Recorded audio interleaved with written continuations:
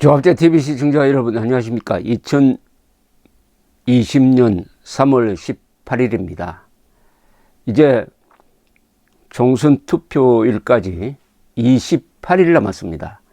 그런데 미래통합당과 미래한국당 공천파동이 계속되고 있습니다. 이 공천파동의 네 주인공은 황교안, 김형호, 한선교, 공병호 씨입니다. 근데 이 네 사람으로부터 받는 인상은 오만, 허영, 독선이 아닐까요? 보수 진영에서는 겸손한 사람이 멸종동물이 된 게 아닌가 하는 생각이 듭니다. 원래 한국에서는 똑똑한 사람 많습니다. 독한 사람 많아요. 부지런한 사람 많습니다. 그러나 좀 드문 사람이, 제가 기자생활 한 50년 해보니까 너그러운 사람이 드물고 균형 감각을 가진 사람이 참 드뭅니다. 균형 감각이 없으니까 겸손하지를 못해요. 고집불통을 소신이라고 이야기를 하고, 독선을 정의로 포장을 하고, 허영심을 개혁으로 미화합니다. 아무리 민주국가라도 비상시국에는 독재적 리더십이 필요합니다. 계엄령 선포권이라든지 또는 비상대권을 왜 대통령에게 줍니까?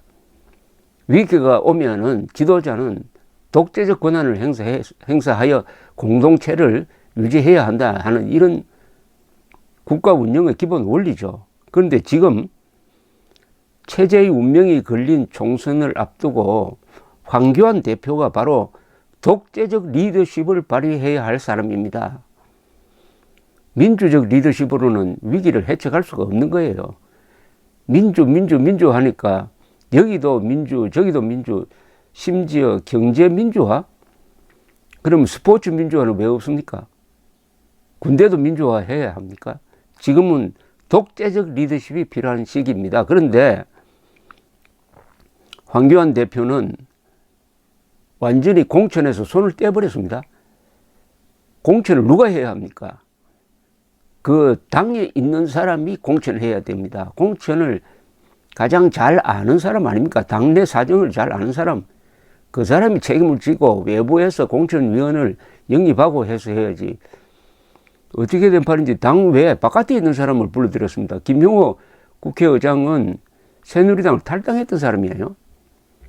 공천위원을 구성하라고 그랬더니 외부 인사를 가지고 다수를 채우고 완전히 점령군 행사하면서 이래라 저래라 하고, 거기에 조금 이의를 제기를 하면은 중립성, 공정성을 해친다고 반발하는 이런 사람들로, 자유한국당에 전혀 애정이 없는 사람들로 꾸려 놓으니까 그 공천이 잘 되겠습니까? 이 비례용 정당으로 만든 미래한국당도 공병호 씨를 공천위원장으로 영입을 했는데, 공병호 씨가 당내 사정을 어떻게 합니까? 그런데 정권을 주었다고 해요. 정권을 주었다. 이 정권을 주는 게 무슨 자랑입니까? 아니, 회사 사장이 외부 인사를 불러들여 가지고 내 당신한테 정권을 줄 테니까 경영 마음대로 하라. 그 사람 책임도 질 사람이 아니에요. 이게 직무유기지, 이게 무슨 개혁입니까? 그걸 개혁이라고 생각하는 것 자체가 허영입니다. 허영. 황교안, 한선교의 허영. 허영이 오늘의 위기를 불렀다. 이런 공천 안 해야 됩니다. 공천위원장은 당 내에서 해야 합니다. 더구나 야당이 여유가 없을 때는 독재적 권한을 행사하고 아주 일사불란하게 나가야 됩니다. 대표가 공천관리위원장과 공천관리위원회를 장악해야 됩니다. 그 속에서 공정성을 충분히 기할 수가 있어요.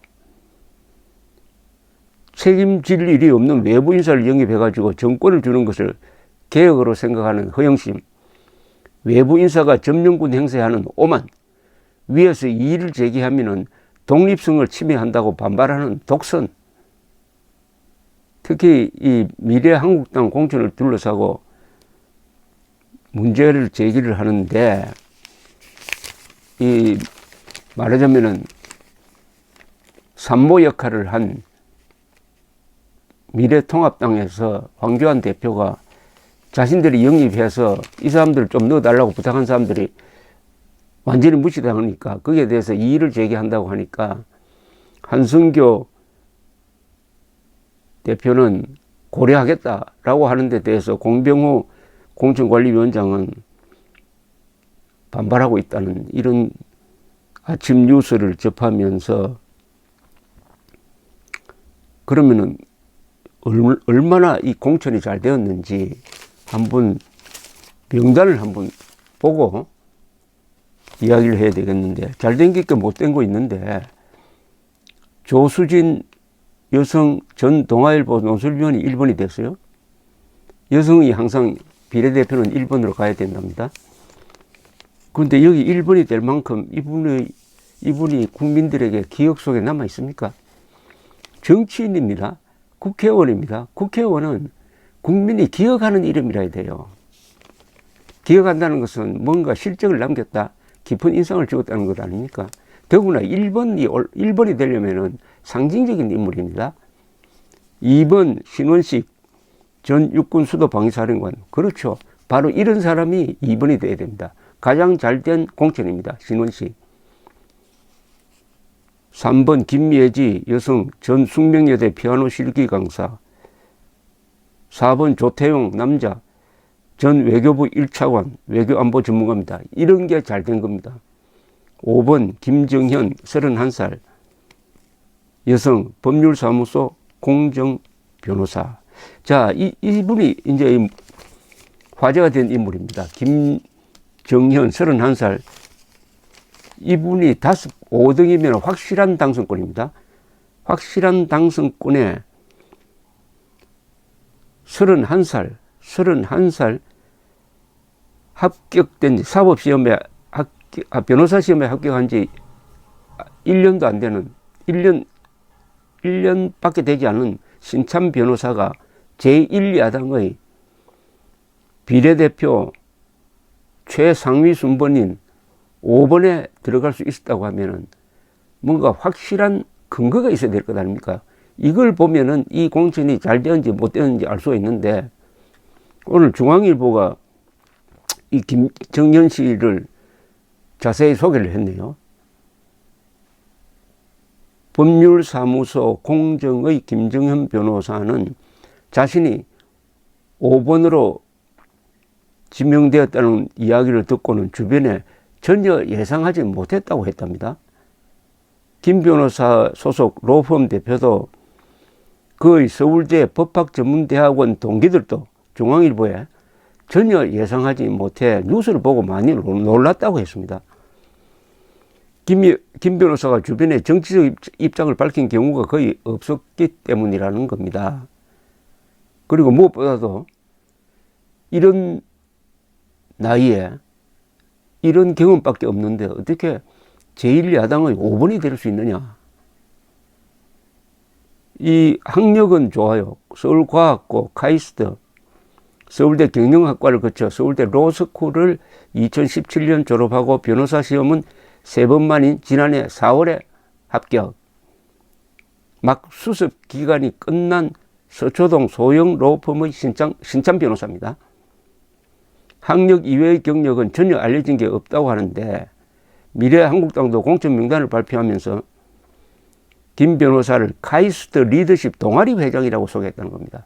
아니 동아리 회장이란 경력 가지고 5번으로 올릴 수가 있느냐.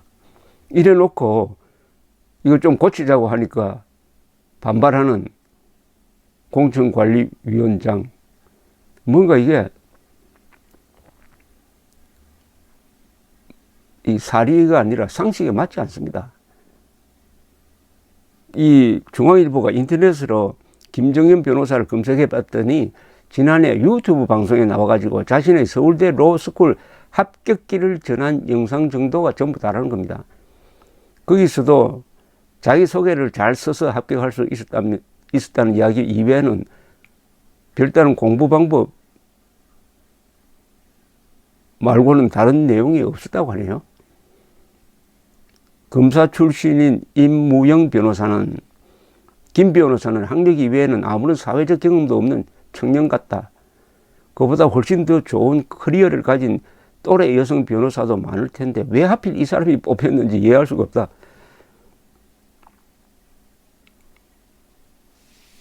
윤태곤 더모아 정치분석실장은 미래한국당은 최소한 왜 김정현 변호사를 뽑았는지 그 이유는 설명해야 한다. 글쎄요. 이 지금 야당 공천은 이게 대학 입시 시험이 아닙니다. 그리고 무슨 자기 도덕 공천하는 사람들이, 공천 관리하는 사람들이 도덕성을 과시하려는 경연 장소도 아니에요. 위기에 처한 반공 자유민주주의 체제를 지킬 만한 용기가 있느냐, 실력이 있느냐, 그리고 무엇보다도 당선 가능성이 있느냐. 비례대표 경우에는 비례대표 득표를 할 그런 명망이 있느냐, 지명도가 있느냐, 신뢰도가 있느냐, 이런 걸 가지고 따져야 되는 거 아닙니까? 그런데 한 20번까지가 당선 가능권이라고 하는데 그 중에 5번에 이런 여성 신참 변호사, 동아리 출신 변호사를 올려놓고 이게 가장 잘된 것이다. 가장 개혁적이다. 여기에 손대면 가만 안 있겠다. 이렇게 해도 되는 건지요? 되는 건지 하는 생각이 듭니다. 이 김형호 공천관리위원장은 국회의장을 지낸 분인데 그 강남 병에서 공천이 잘못되었다 해가지고 또 사퇴를 해버렸어요. 왜 사퇴를 합니까? 끝까지 마무리를 지어야지. 아니 공천관리위원장이 원래 욕먹는 자리인데 실수하면 바로 잡으면 되고 끝까지 끌고 가서 그 다음에 최종적으로 마무리를 해놓고 자기 할 말을 해야 되는 거 아닙니까? 이분은 그만두고 나와서 어제는 동아일보하고 인터뷰를 했는데 읽어보니까 상당히 고충이 있었던 것은 사실이고 언론에 보도된 것이 다소 왜곡 편향되었을 수도 있다고 생각하지만은 조금 더 참으면 안 되는, 공천이 끝나고 나서 인터뷰를 하면 되지 않는지. 어쨌든 이 공과 사를 구별하는 게 이 보수 덕목의 가장 으뜸입니다. 보수는 공동체를 생각하는 사람입니다. 보수는 미래만 보고 사람을 발탁하지 않습니다. 보수는 죽은 사람과 산 사람과 태어날 사람을 이어주는 역사와 전통을 소중하게 여기고 효도와 충성심을 덕목으로 삼는 정신을 가진 사람이 보수입니다. 그런데 지금 황교안, 김형호, 한승교, 공병호 이 네 사람이 보여주는 게 이 보수적 교양입니까? 젊은 사람 좋아하는데 젊은 사람이 국회의원이 되려면은 뭔가 설명이 돼야 되는 것 아닐까요? 미래를 보고 사람을 뽑았다는 말은 그건 말장난입니다. 과거를 봐야 미래를 예측할 수 있죠.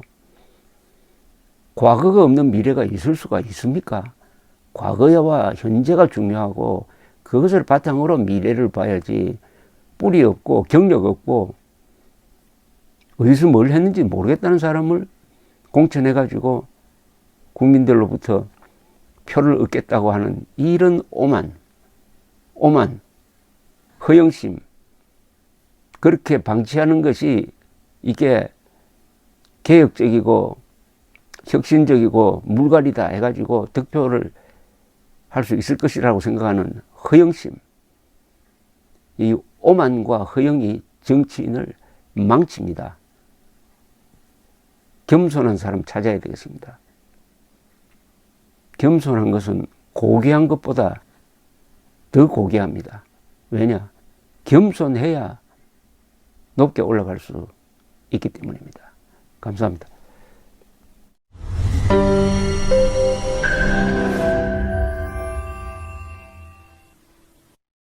조갑제 TV 시청자 여러분 안녕하십니까? 2020년 새해를 맞아서 조갑제 TV가 새로운 시도를 하겠습니다. 구글에서 제공하는 유튜브 채널 멤버십 제도입니다. 쉽게 말하면 조갑제 TV 회원 제도입니다. 에 대해서 설명을 드리겠습니다. 벌써 조갑제 TV 구독자가 35만 명을 넘어섰습니다. 아이슬란드 인구와 같게 되었으니까 앞으로 이 커뮤니티를 활성화하고 상방향 소통을 강화하기 위한 제도입니다. 구독 버튼 옆에 있는 가입 버튼을 눌러주시기 바랍니다. 이 채널 멤버십 제도는 유료입니다. 유료인데 등급을 세 등급으로 나누어서 특혜를 드리는데 구별이 있습니다.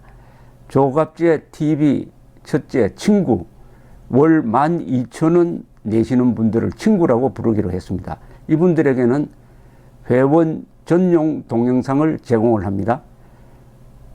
별명을 조갑제가 답한다라고 했습니다. 논란이 되는 사실 등에 대해서 저에게 질문을 해주시면은 제가 성실하게 답을 하는 동영상입니다.